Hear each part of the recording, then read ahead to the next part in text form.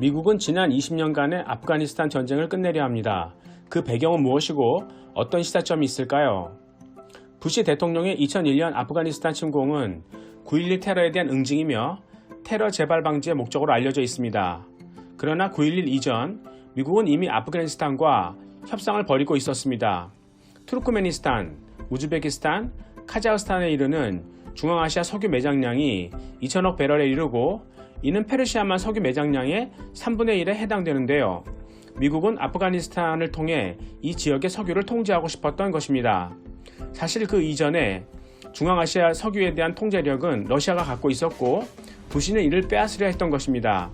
어쩌면 9.11의 발단이 여기에 불만을 품은 러시아의 계비였을까요?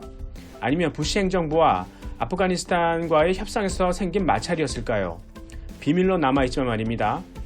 결국 미국이 아프가니스탄을 침공했던 도화선은 테러였지만 미군이 20년씩이나 주둔했던 이유는 석유에 대한 장악력이었습니다.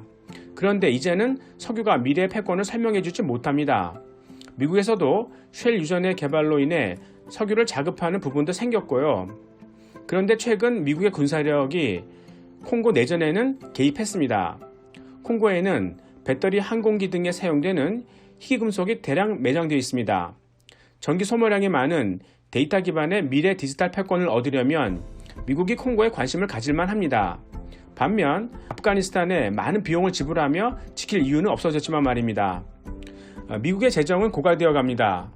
이미 미국 정부가 경기 부양을 위해 너무 많은 빚을 낸 상태죠. 이제는 미국 정부도 제한된 재정을 필요한 곳에 집중해서 사용해야 합니다. 어디에 쏟을까요? 그 가운데 하나는 미래 패권의 중요한 반도체일 것입니다. 메모리도 마이크론 테크놀로지를 포함해 자급률을 좀 더 높이거나 생산을 확대할 가능성이 있습니다. 중국만 반도체 자급을 외치는 것이 아니라는 말씀입니다. 이것이 삼성전자와 한국에는 위협일 것입니다. 한국의 통화 가치에는 이런 위협이 아직 반영되지 않은 것으로 보입니다.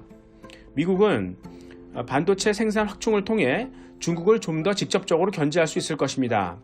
아프가니스탄을 탈레반에 넘겨줄 때 접경 지역인 신장 위구르 지역에 테러의 소지가 생기면 중국 서부 석유 공급에 차질이 생길 수 있다는 점을 감안했던 것처럼 말입니다.